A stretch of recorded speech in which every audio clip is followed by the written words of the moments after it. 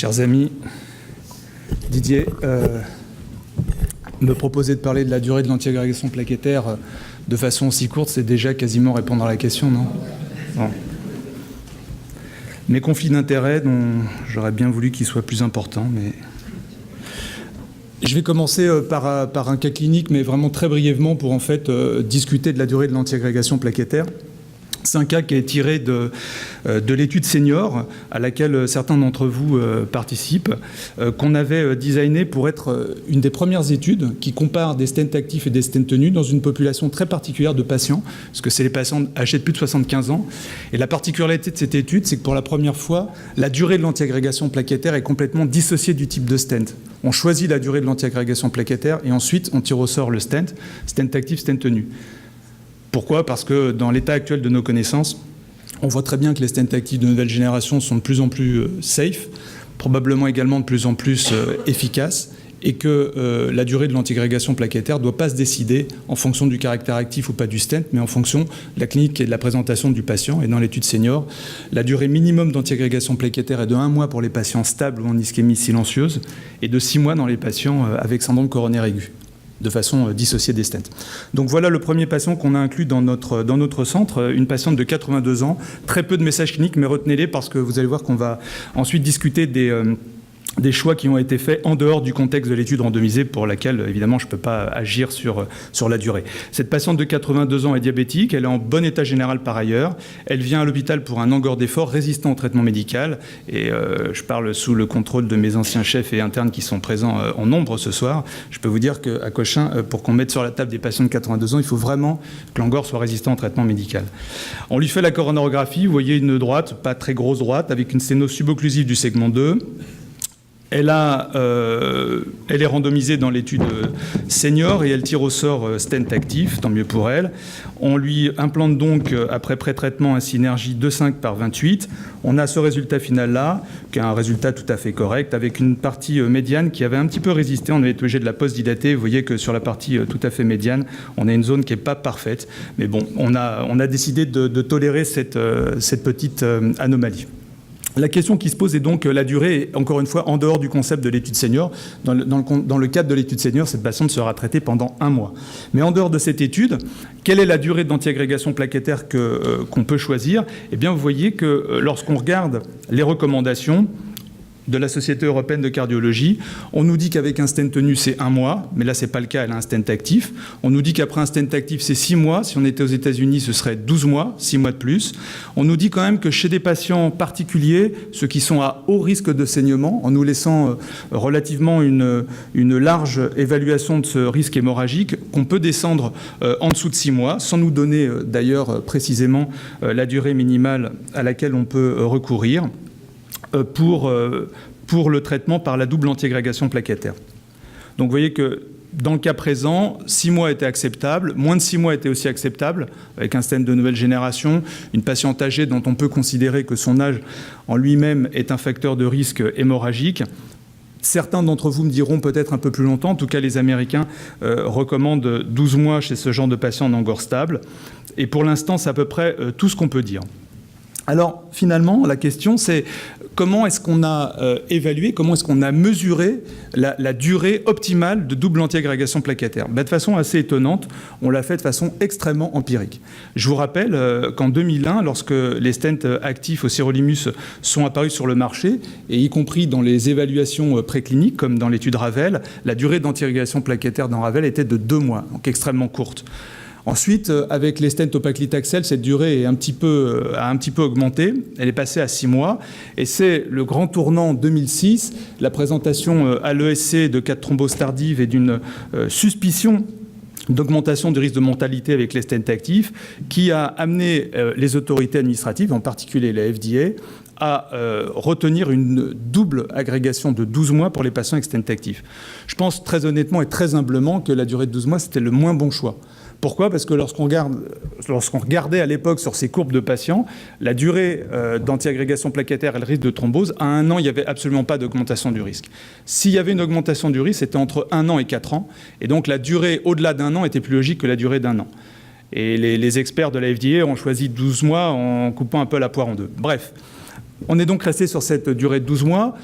Les stents actifs de nouvelle génération sont apparus, probablement et humblement, à mon avis, encore une fois, pas uniquement à cause des stents, mais aussi à cause de l'environnement de l'angioplastie.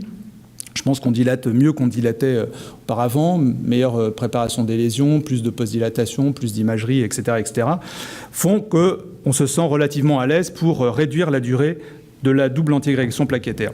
Pourquoi est-ce qu'on cherche à la réduire ? Parce qu'une chose est sûre, c'est que quand on la prolonge, il y a une chose qui est certaine, c'est qu'on augmente le risque de saignement.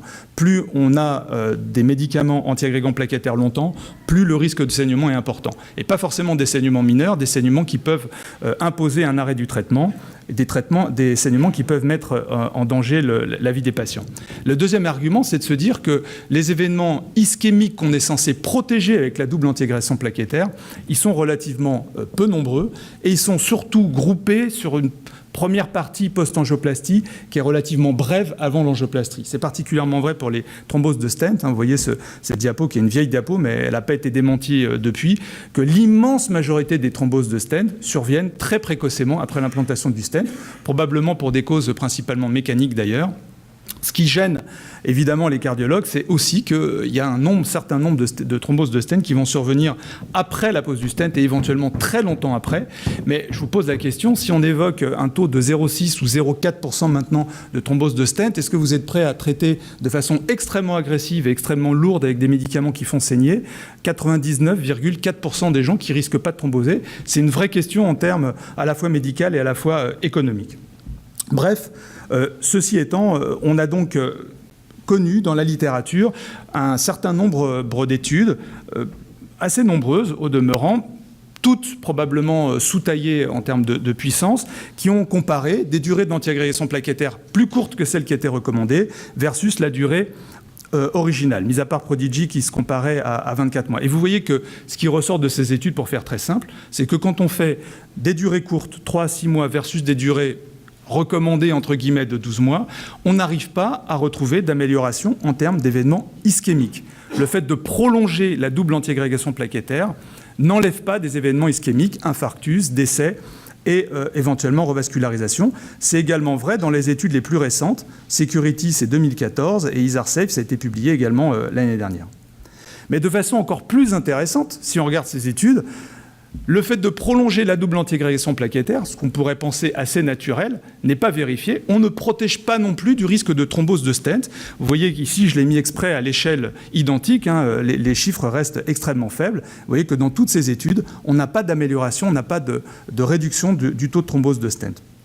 À l'inverse, certaines études ont recherché si la prolongation de la durée du traitement antiagrégant plaquettaire protégeait ou ne protégeait pas. Jean-Philippe est parti, mais il était le principal investigateur d'Arctic Interruption. Vous voyez que dans cette étude, comme dans DS-Lite, comme dans Italic de Martin Gillard, pas non plus d'amélioration du taux de MACE. C'est également le cas dans la méta-analyse. Et par contre, une très récente étude, mais évidemment à laquelle on va un peu s'intéresser parce qu'elle regroupait un nombre très important de patients, qui, elle, retrouve un bénéfice significatif à la prolongation du traitement antiagrégant plaquettaire au-delà de 12 mois. Vous voyez également que sur le taux de thrombose, les premières études et les méta-analyses, y compris Italique, où on a un taux de thrombose extrêmement faible, aucun bénéfice. Méta-analyse de KSS, c'est la même chose. Et l'étude d'APT, qui, elle, retrouve une différence significative en termes de thrombose de stent entre les patients qui reçoivent une DAPT prolongée versus ceux qui reçoivent uniquement 12 mois.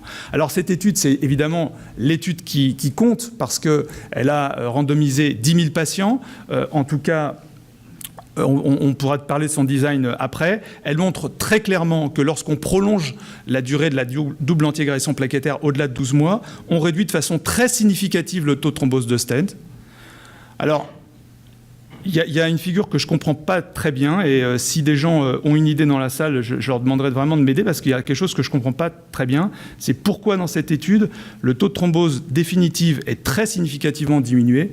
Pourquoi est-ce qu'on a très très peu de thrombose probable ? J'avais l'impression, assez benoîtement, que dans les autres études, on avait toujours plus de thromboses probables que définitives.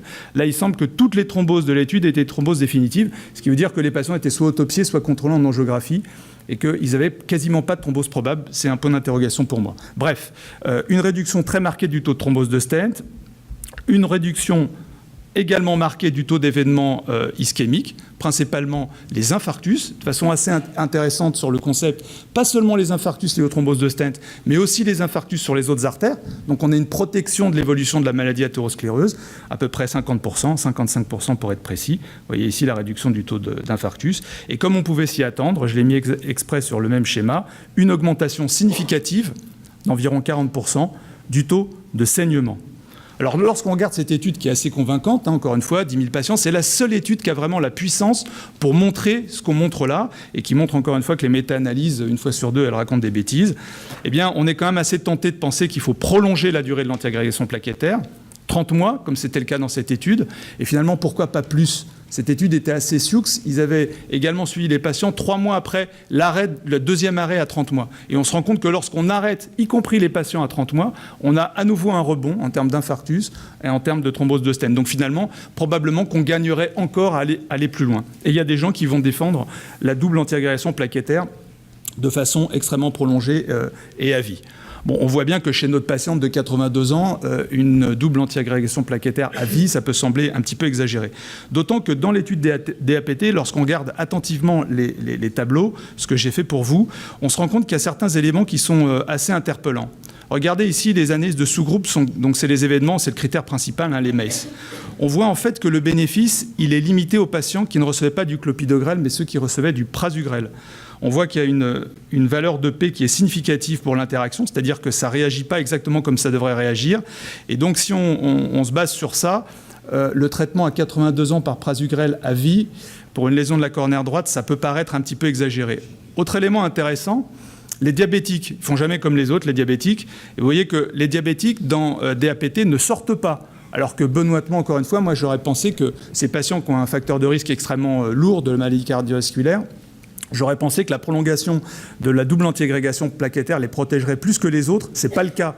Chez les diabétiques, ça ne sort pas, la prolongation, alors que ça sort chez les non-diabétiques. Et élément intéressant, qui intéressera en particulier les amis qui nous accueillent ce soir, le type de stent. Alors il y avait, pour des raisons diverses, c'était une étude de post-marketing, enfin il y a plusieurs études de post-marketing groupées au sein de DAPT. Eh bien, vous voyez que lorsqu'on regarde le type de stent, les stents à l'évrolimus, par exemple, il y a une valeur de P pour l'interaction qui est significative, ce qui veut dire que les stents à l'évrolimus ne réagissent pas exactement comme en particulier les stents au paclitaxel, et que probablement les stents au paclitaxel ont pesé très lourd dans les résultats de cette analyse. Donc cette patiente, je vous le rappelle, a reçu un stent à l'évrolimus, elle a 82 ans, elle est donc âgée. Elle est diabétique. De plus, c'est une femme. Et vous voyez que de façon aussi amusante, les femmes font non plus jamais rien comme les autres.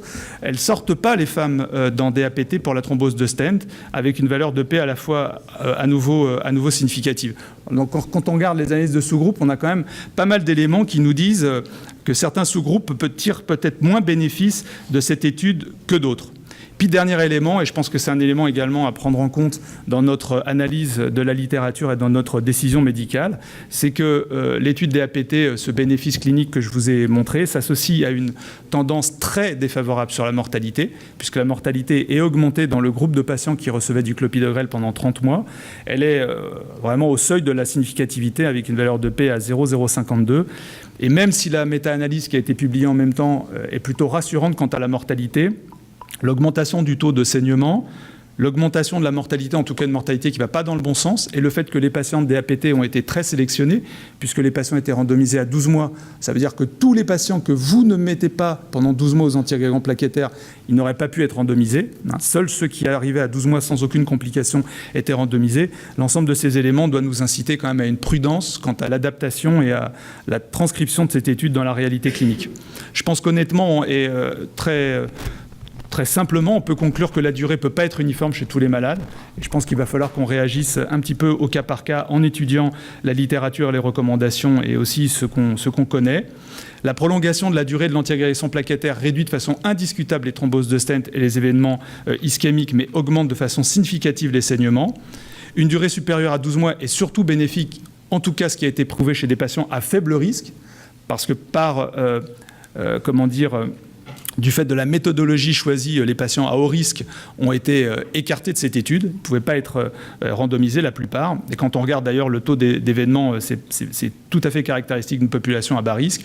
Et en fait, la durée de double antégration chez les patients à haut risque, pour l'instant, n'est pas clairement définie. Mais ce qui est également certain, c'est qu'une courte durée de double antiagrégation plaquettaire, c'est-à-dire moins de 6 mois chez les patients en angor stable et 6 mois chez les patients en angor instable, est tout à fait possible. Moins de 6 mois hors syndrome coronaire aigu, chez les patients qui ont un risque hémorragique important, très certainement. Comment est-ce qu'on le calcule? Il y a des scores qu'on peut utiliser, le score de Hasbled probablement, mais aussi le bon sens clinique. Je pense qu'en particulier les patients âgés sont des patients à haut risque hémorragique. L'utilisation de DES de dernière génération, ça me paraît également tout à fait important. Lorsqu'on a un doute sur l'adhérence au traitement chez les patients, dans DAPT à 30 mois, il y avait 25% des patients qui arrêtaient le traitement. C'était le même taux dans les deux bras, mais 25% quand même. Les femmes, les personnes âgées, évidemment, le choix d'un stent à l'évrolimus. Voilà, je vous remercie.